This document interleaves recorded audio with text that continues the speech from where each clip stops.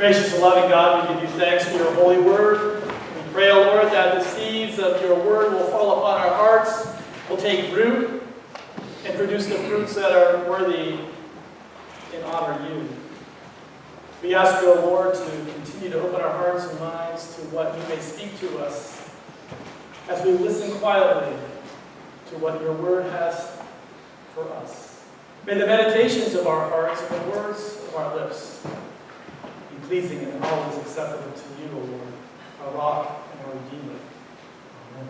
Amen. Amen. St. Paul, in his letter to the Colossians, as William shared with us this morning, urges the listeners and later the readers and us to think about things above and not things here on earth. To think about things above and not things here on earth. I wish St. Paul would have left a few footnotes on that, because I feel like we need a lot more of what he was thinking about. Because there's such powerful words and such an important message that has been heard through all the centuries of Christianity. To think about the things above and not things on earth. Today we need a lot more instruction on what is truly worth the investment of our thought and discernment, because we only have so much time to think and discern. We need so much more instruction on how to sort those things out. And so having more from St. Paul would surely be very helpful. Because we live in this world, this 24/7 information overload, this feed that just keeps coming and coming and coming, giving us all this information about what is happening here on earth and around us. Don't you wish you had a little bit more information on how to think about the things that are beyond? And of course we do. We have scripture and we have spiritual disciplines. We have all this, but we live in this world that seems to be overloading, and the weight is always seeming to push us farther and farther to think about things that are going on around us. I know all of us came to church this morning thinking about something that is unrelated to church. Because we have our lives. Our lives are complicated. There are things going on back in Chester, Virginia. There are things going on in East Hartford and other parts of Connecticut. There are people connected to us and lives that are living lives, and people we love and care for that are struggling or celebrating. We're thinking about lots of things as we come to church every Sunday. And if we shared what things that we were thinking about, I'm confident we would learn how our thoughts are unique to our situations. But at the same time, our thoughts connect us to one another. We all share thoughts that relate to the needs of others or circumstances in our lives, but they're unique, but also they connect us. We think about material things related to our day-to-day life. We think about our financial situations. We think about our health and our well-being. Think about our families and our friends. They connect us, but they are unique. We come to church, we're thinking about the news of the world, and we think about small things like what to wear, what to eat, and more. Just as the world is full of 24/7 thinking and all this information, we ourselves, as we grow and develop and our brains become more able to hold information, we find ourselves, as I call the hamster brain, and others do too, we're just constantly on that wheel going around and around in our heads and our minds. 24/7. We look for rest and we gain it, but still we wake up and go right back to it. St. Paul and Jesus knew very well about the power and desires of the human mind. They understood not the science and all that we know today, but they understood how the mind worked. And Jesus, obviously, the Son of God, was very deep in the understanding of human knowledge and abilities. And both Jesus and St. Paul were keen observers of the world that they lived in. They looked at people, they studied people, they understood all the circumstances of the things that people were thinking about and acting on. And so they constantly were preaching to the crowds about things. The things that people were thinking about, the things that were moving their hearts and moving their minds. And what we learn is that their thinking was anchored to their earthly existence, that Jesus knew that people were thinking about their daily things, their food, their family, so on and so forth. And so did St. Paul. And on the surface, it makes perfectly good sense that that they, like we, think about what's happening in our day-to-day lives, because this is what we do. And thanks be to God, both Jesus and Paul, they taught and they preached another way of thinking. And this brings us back to thinking about things above, or living rich towards God. Jesus and St. Paul, as well as other gospel writers, drew upon God's continuous reminder in life that life is not what it appears to be. That life is a gift from a generous Creator who established the simple rule that God's bounty is to be shared. That God's bounty is to be shared. Life is a gift from a generous Creator who established this very simple rule, and it's a lesson that we constantly teach our children as I go over and over throughout the year, that we are here to share God's love. It's a lesson that we constantly teach our children from the very beginning, because oftentimes we hear those first words coming from our children, and one of those first words is mine! Mine! They learn right away that they can hold things close to themselves. Of course, we want them to learn to love. And as they learn what is mine, they also must learn what is to share. Things are to be shared, brothers and sisters. Needless to say, this is a simple lesson, but a very difficult one to learn. All around us, there are messages, both electronic and printed, that urge us to think more about the things we need than the things we can share. Just imagine what the world would be like if there was all those advertising dollars, all those marketing dollars went into share. Take what you have and share instead of get what you need. What a different world it would be. If all those resources went into building an economy or building a world that reflected the love of God as manifested through Jesus Christ and guided by the Holy Spirit, just in that Pentecost experience and all those Acts communities that learned how to share so that no one went without. Oh, what a world it would be. And so Jesus, to tell this story and to unfold this lesson, he tells of this very successful farmer, businessman who has a problem. His problem is that the bounty of God's harvest is overflowing into his barns. That's his problem. But he thinks it's his harvest. He has already lost sight in his mind and his heart that God had provided him all this. So what does he do? He thinks, well, I need to have bigger bigger barns. I need bigger barns so I can fill those barns. Matter of fact, these barns, even though they're very good, they're not big enough. I'm going to take them down and rebuild one that's even bigger and bigger and bigger. Such is the harvest. That must he have bigger barns so that he can store not only his grain but his goods. And Jesus invites us to listen on what the wealthy farmer businessman is thinking about. He opens up our ears to the mind of the wealthy one. The wealthy farmer, the wealthy businessman is thinking out loud, and he's sharing with us. He's thinking about this problem of a bountiful crop that he has no room to store it. He's thinking about tearing down the barns that are already built large enough to store plenty of grain. He's thinking about his wealth and how easy and enjoyable his life will be because he can just sit back, eat, and drink, and be merry. He's thinking about himself. But in comes God with this wonderful message, reminding him of the reality of life and what is really, truly important in life. And Jesus makes that wake-up call on behalf of God. The call is simple. You will die, and the stuff that you've been thinking about, who's going to get it?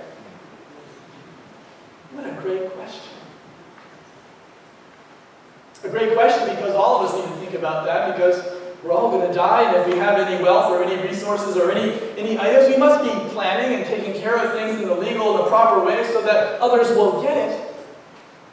But Jesus' point wasn't about legal services. Jesus' point was, if you're going to worship all this stuff, there's going to come a moment when you're no longer going to be here to worship it. Who is going to get it? What worth will it be to you?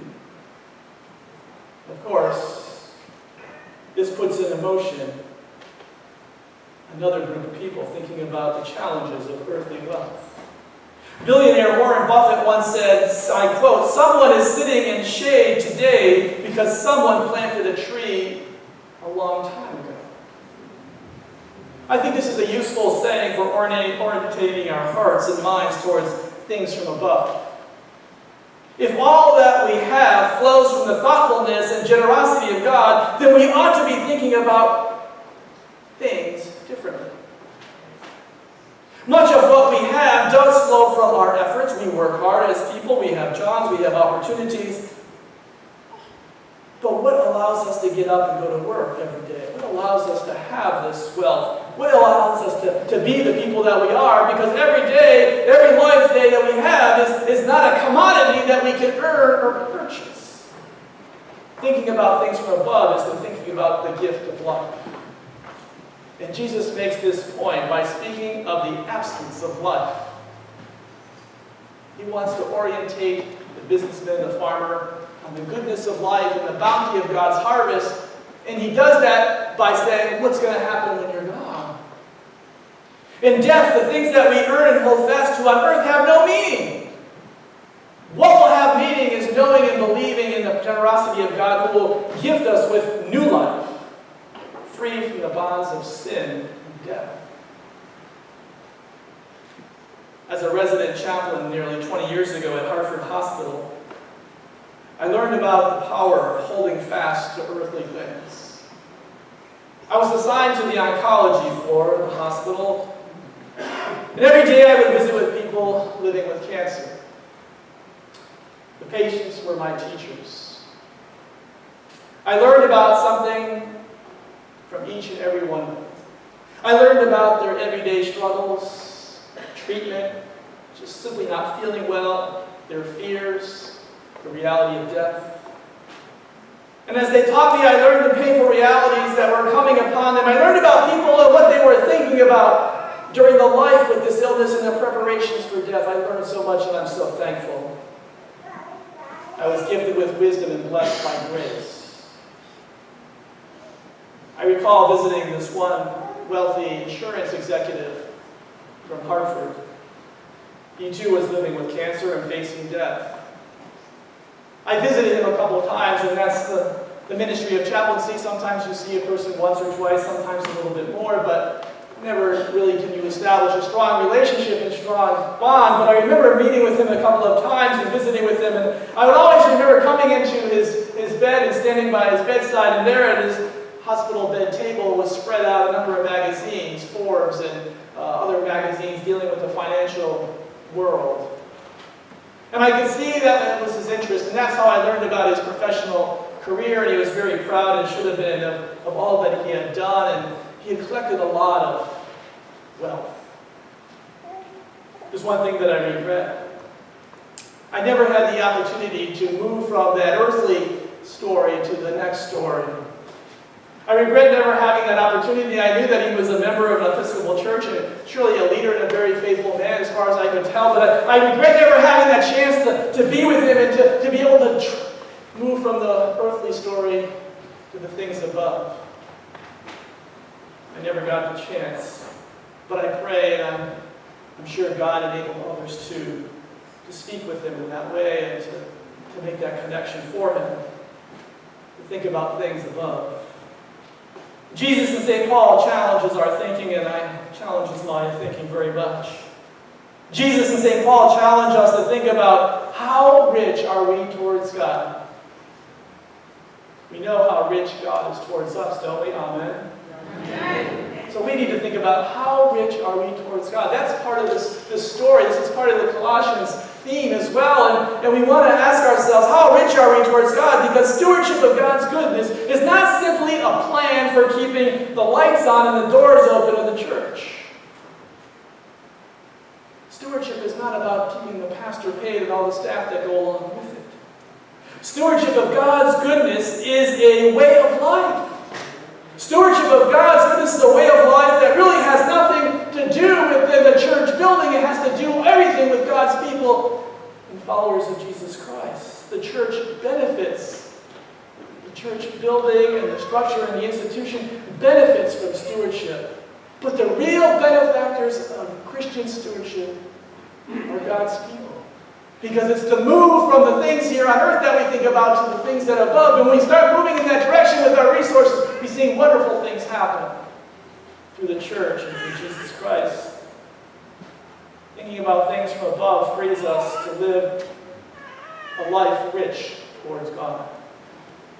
We think more about others when we're thinking richly towards God, don't we? We think more about our neighbors and we think more about others than ourselves, and we start finding ourselves, in our thinking comes our acting and our following in faith, and we find ourselves that there is this unmeasurable joy that comes with living richly towards God. It's a joy that sometimes we can't just define, we just feel it, because God is giving us that gift of joy in life, because we're giving ourselves to others. There is this unmeasurable joy to be found and experienced in serving Christ through serving one's neighbor. And living rich towards God gets us thinking about the joy to be experienced here on earth as a heavenly experience. We talk about thy kingdom come on earth as it is in heaven. We say that often, over and over and over. But let us pause and think about that. That's what Jesus and St. Paul is trying to instruct us. You can experience that kingdom experience right here on earth if you just stop thinking about the things that are here and start thinking about things above. And how do you make that connection between earth and heaven and experience that joy in that kingdom experience? I believe God has blessed us with one this morning.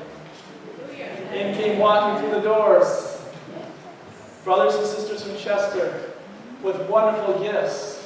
They are, I'm surely, using a lot of their own personal resources and church resources to get out and move and go from place to place to sing the great songs of faith and gospel, and they're pouring out because they want to create, and I truly believe they have here in this space, that kingdom experience, that heavenly experience, that goodness that comes from God's love. Complete strangers walking into your house and saying, we are here to love and share with our neighbors. Amen. That is so much a gift that we will forever, thank you, Chester United Methodist Church, remember this in the history of our church. How God sent God's people to connect with us, to show us what the goodness of things above can do. And so, friends, we are in the business of sharing God's bounty so that we can experience God's goodness. Sharing God's goodness allows us to move closer and closer to God, and to enjoy God's love for ourselves and for others and all the connections that it makes. The more we think about things from above, and the more we will experience God's goodness, may God strengthen us and give us wisdom for the days ahead as we try to orientate ourselves in this 24/7 climate and time environment of over-information towards things from above as we march forward as the people of God called Christians. Amen. Amen.